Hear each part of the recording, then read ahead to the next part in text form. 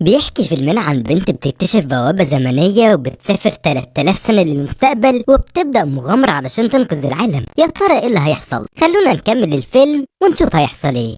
فيلمنا بيبدأ مع فرانك وهو بيعرف نفسه وبيتكلم عن المستقبل، وبيكون شايف انه هيبقى مخيف بسبب المجاعة ونقص المية والتكدس السكاني والحروب وحاجات تانية كتير. وبيكمل كلامه انه لما كان طفل ما كانش شايف ان المستقبل هيكون كده. وبنرجع بالزمن لسنة 1964 في معرض نيويورك العالمي، وبنشوفه وهو رايح يقدم اختراع صنعه في قاعة الاختراعات اللي بيقدم فيها اختراعات عن المستقبل. وبيفتح شنطته وبيوري اختراعه للشخص المسؤول واللي بيكون اسمه ديفيد، وبيكون عبارة عن جهاز بيطير. وبتتدخل بنت اسمها أثينا وبتسأله هو صنعه ليه، وبيقول لها انه مش منتظر حد يصنعه ليه، وبتكون معجبة بثقته في نفسه. وبيسأله ديفيد عن اختراعه وبيعرفه فرانك ان الاختراع ده هيخليك تطير، لكن لما جربه فشل في الاول، لكن لو دعموه هيقدر يطوره. وبيسأله الشخص ايه المميز في اختراعه وشايف انه هيفيد بالمستقبل، وبيقول له انه لو ماشي في الشارع وشاف طفل بيطير فوقه وقتها نظرته عن المستقبل هتتغير وهيشعر بالتفاؤل. وبيعتذر له الشخص وبيقول له اختراعه مرفوض. ولما بيخرج بيقعد بره القاعة بيفتكر كلامه مع ابوه لما قال له ان اختراعه فشل ومش هيطير، لكن هو بيكون متفائل انه هيقدر يشغله وهيصنع فرق للمستقبل. وبتروح أثينا تقعد جنبه وبتديله دبوس وبتقول له يعد لحد 20 وبعد كده يمشي وراهم. وبيشوفها وهي بتركب مركب مع مجموعة، وبيروح وبيركب المركب اللي وراها، وبيظهر ليزر ضوئي بيتعرف على الدبوس اللي معاه، وبينزل لجوه نفق ضلمة وبيظهر قدام أوضة. ولما بيدخل جواها بيتقفل الباب وبتتحرك بيه، وبعدها الباب بيتفتح، ولما بيخرج بيلاقي نفسه جوه عالم تاني. وبيشوف أثينا جوه مركبة فضائية وبيجري لكن مش بيقدر يوصل لها. وفجأة بيظهر قدامه روبوتات ضخمة، ولما بيحاول يتفاداها بيقع هو والشنطة على مكان تاني، وبيتكسر الاختراع بتاعه. لكن بيظهر روبوت وبياخده منه وبيصلحوا ليه، لكن بيشوفوا عماله وبيحاولوا يمسكوه. بيقع هو والشنطة وبيحاول يوصل ليها وبيلبسها وبيشتغل الجهاز وبيقدر يطير بيه، وبيشوف المستقبل من حواليه. ولما بيوصل لأثينا وديفيد بيقول له ان الجهاز اشتغل، لكن هو مش بيهتم وبيمشي. وبتاخده أثينا وبتعرفوا انهم في ارض المستقبل. وبنرجع لفرانك دلوقتي وهو بيقول ان الجحيم بدأ من بعدها. وبتقطعه صاحبته كيسي وبتعرفه ان المستقبل ممكن يكون مكان كويس، وبتبدأ هي كمان تحكي قصتها. وبنرجع بالزمن وبنشوفها وهي بتعطل منصة وكالة ناسا، وبتهرب بعدها بالموتوسيكل بتاعها، وبتكون أثينا مراقباها من عربيتها. ولما بتوصل البيت بيعرف اخوها نت انها كانت بتعطل المنصة، وبيوعدها انه مش هيعرف ابوها حاجة. وبتروح أثينا لجراج بيتها وبتعمل لها دبوس ببصمة الحمض النووي بتاعها اللي كان في الخوذة اللي كانت لابساها عشان تعرف تدخل بيه للمستقبل. وتاني يوم بتودع ابوها وهي رايحة المدرسة وبتصلح له جهاز كان شغال عليه، وبنعرف انه شغال مهندس في وكالة ناسا. وبتجيله مكالمة بيعرف منها ان الرافعات اتعطلت من تاني، وبيقول لكيسي ان ده مش هيغير حاجة لان المحطة هتتقفل وهيقعد من شغله. وبتروح تاني للمحطة علشان تعطل الرافعات، لكن المرة دي بتتكشف وبتقبض عليها الشرطة. وبتخرج بعد ما بيدفع لها ابوها الكفالة وبيديها الضابط حاجتها، وبيكون معاهم الدبوس اللي أثينا عملته ليها. ولما بتلمسه بتلاقي نفسها في مكان تاني وسط زرع، وبتتخض جدا فبيقع منها الدبوس وبترجع لمكانها تاني. ولما بتلمسه تاني بترجع للمكان اللي كانت فيه، وبتشوف قدامها مبنى بتحاول تروح له، لكن بترجع تاني لاسم الشركة وبتخبط في الحيطة. وفي العربية بيكون ابوها متضايق من تصرفاتها وان تدمير الرافعات اللي في المحطة هيورطها، وهي بتعرفه ان كل حاجة هتوضح ليه لما يلمس الدبوس. ولما بيلمسه مش بيحصل حاجة، وبترجع هي تلمسه وبتلاقي نفسها جوه المكان الغريب، لكن ابوها بيتعصب منها وبياخد الدبوس. وبالليل بتتسلل لأوضة ابوها وبتاخد الدبوس. ولما بتروح للمكان الغريب بتحاول توصل للمبنى، لكن فجأة بتلاقي نفسها بتقع من على سلم بيتها، وبتقدر توصل لمكان المبنى وبتركب العجلة بتاعتها وبتنطلق للمكان من خلال الدبوس. وبالفعل بتوصل لأرض المستقبل وبتشوف أشخاص بتطير، وبتكون مبهورة بالمكان وبتتجول فيه، وبتشوف قطر بيطير وبتركب فيه، وبيكون باقي دقيقتين وشحن الدبوس يفصل. ولما بتوصل للمركبة الفضائية مش بتلحق تركبها وبترجع للواقع،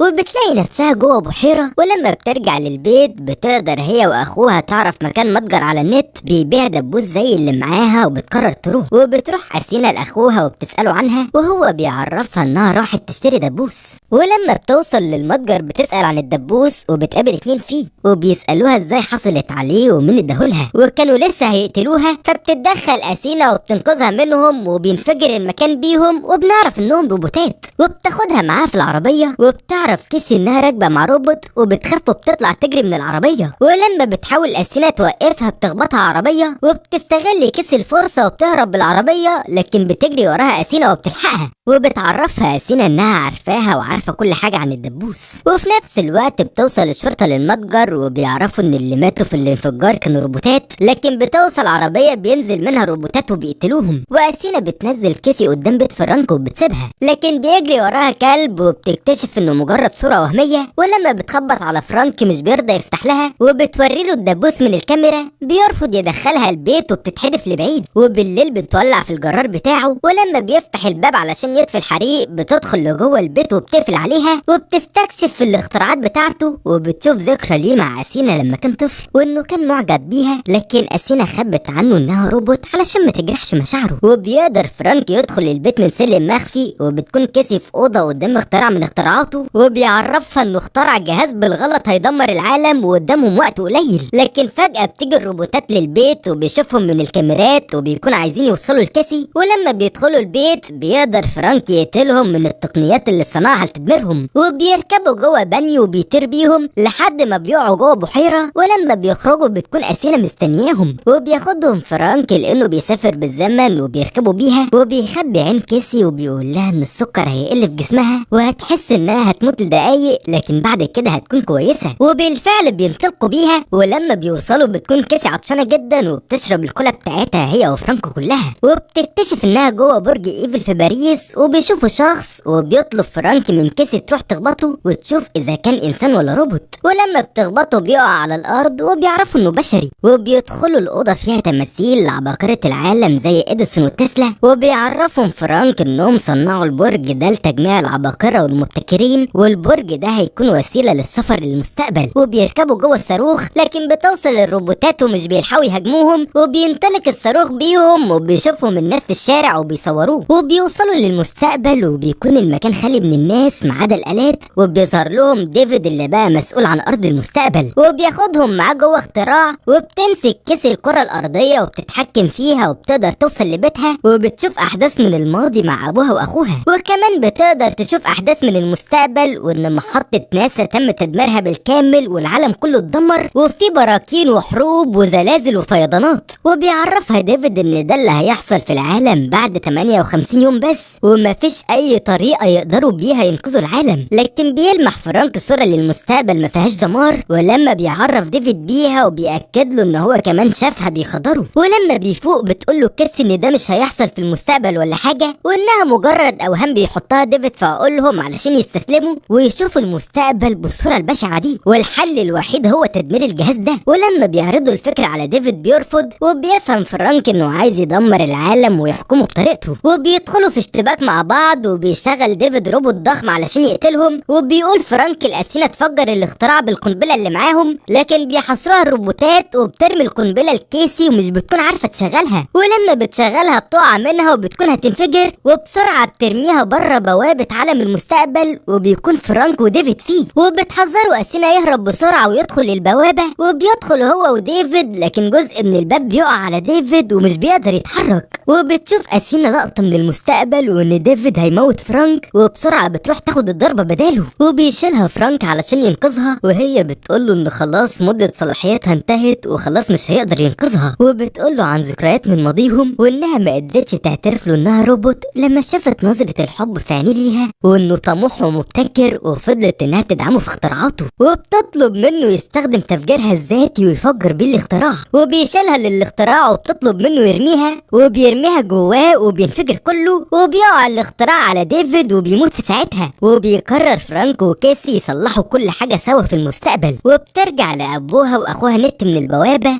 وبيبداوا في تصنيع روبوتات ودبابيس، وبيخلوا الروبوتات توزع الدبابيس دي على الحالمين في المستقبل بمستقبل مشرق. وبالفعل بتوصل لهم الدبابيس، ولما بيلمسوها بيوصلوا لأرض المستقبل، وبتكون دي بداية صنع مستقبل مشرق ليهم.